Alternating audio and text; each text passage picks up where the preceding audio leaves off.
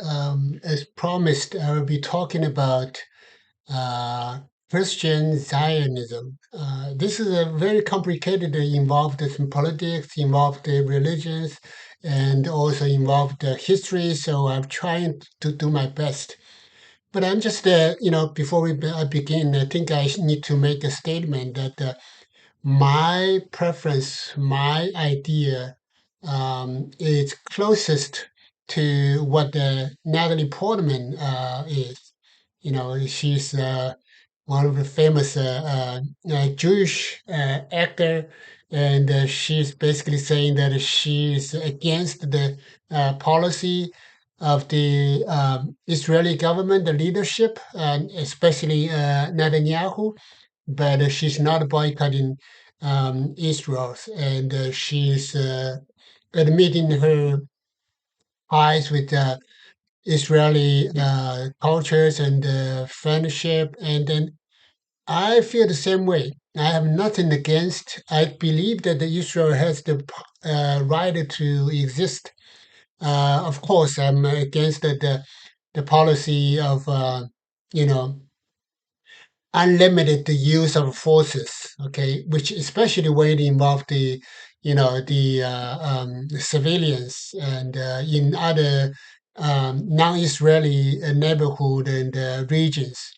Um, I do want to say one thing that even though I'm, totally agree with everything that Natalie Portman says, that I also believe that you have to kind of understand why is that there's so many Israelis supporting, let's say, like at least 80% of Israelis, they supporting the war. I think that would be, that requires us to go back to the history, you know, and um, then that will help us understand why it's and also the even mostly more important is that why there's so many Americans are supporting Israel. Okay, a lot of the Israeli entities, organizations, individuals, they really uh, kind of some of them at least they really want to have unconditional support of Israel. That I disagree, but it's just let's face the reality. There are two entities, some very influential, very powerful, and nobody can really ignore them. The one is called AIPAC. That means American Israel um, Political I'm sorry, American Israel Public Association Public Affair Committee. So usually when you hear the words AIC, that usually means that PAC, that usually means that the Political Action Committee. Except that this AIPAC is actually American Israel Public Affairs Committee. Although under the lately, they do have a political action committee under under the AIPAC, and the other one is called uh, Christian United for Israel. So CUFI. So that's actually even bigger. We have to understand that the membership, I think at least 10 million people. And then for AIPS is actually much smaller. We're talking about the 3 million based on the claim the membership. Um, they also have a different approaches. AIPAC is basically it's like an open tent. They focus on the people in a powerful position. They are one of the biggest lobbyists for the leadership of for White House, for the Congress, um, and on the other hand, uh, CUFI is more like a grassroots approach. They basically make a lot of phone calls, to the Congress people, to the even the White House, to local leaders. So they if you combine these two together, they form very powerful association. So nobody can.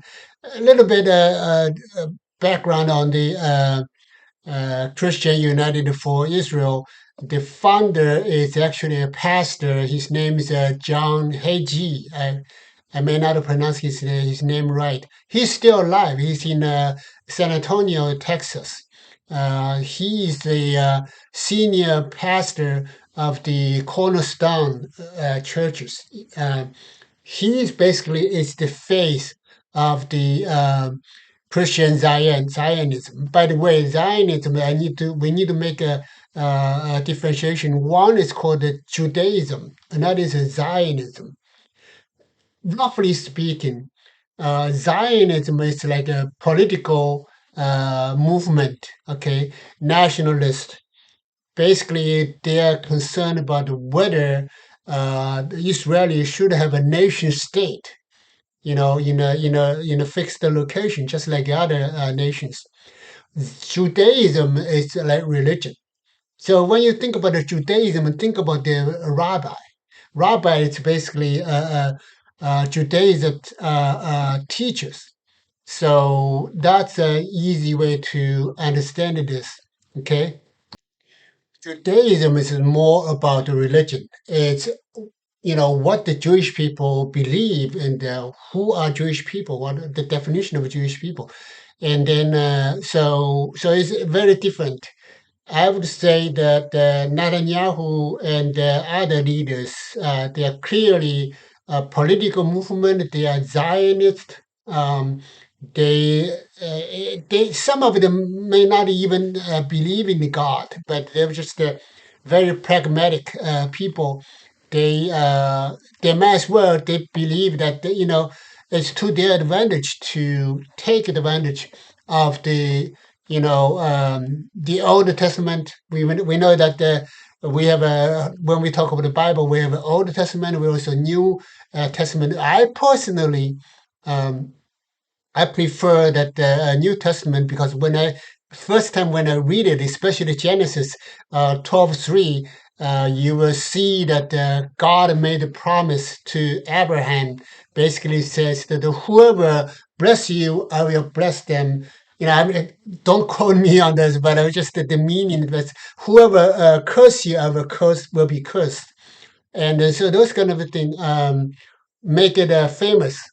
Uh, if you need to summarize this, the message from the Old Testament, which is, by the way, is the Jewish version of the Hebrew Bible, right? They the Jews, the Jewish, the Hebrew Bible, doesn't believe that Jesus Christ, especially they think that the Jesus Christ is just the teacher, but not the Messiah. What is the Messiah? Messiah is basically the leader, civilian leaders, but will basically he is the descendant of the King David, okay. But he's believed that he's basically the biggest angel, right? He'll bring the biggest news, including peace, prosperity to the humanity.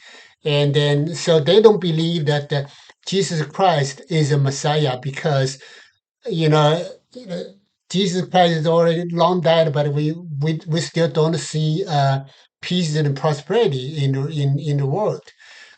So they're still waiting for another Messiah.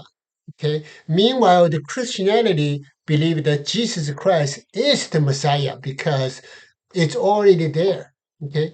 So that's one difference between Judaism and Christianity.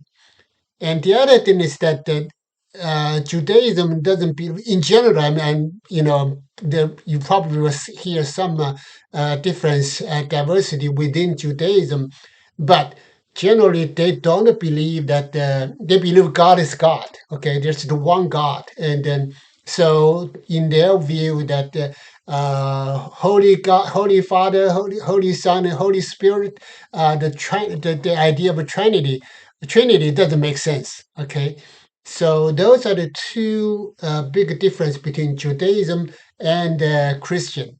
Okay, but here we'll be talking about the most important thing is that there are two approaches of reading Bible. Okay, so let's stop here because we can't finish that. Let's stop here.